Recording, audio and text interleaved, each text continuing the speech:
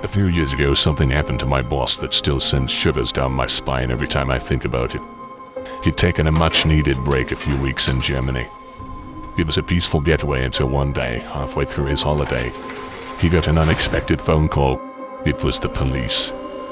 His sister had tragically passed away in a fire at her flat. Devastated, he immediately cut his trip short, flew back home, and had to deal with the aftermath. The police, the funeral, everything. It was a nightmare.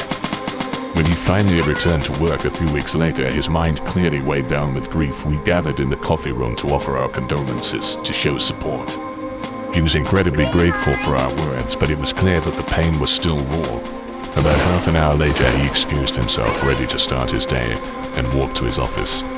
He sat down at his desk like any other Monday morning, turned on his computer, checked for messages, but what played next was something none of us could ever have imagined. The very first voicemail that came through was his sister's voice. Her voice loud and desperate. "Help me, help me, I'm trapped. I can't breathe." Imagine that.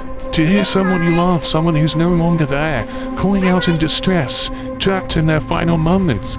It was beyond chilling. You can imagine how he felt. How we all felt.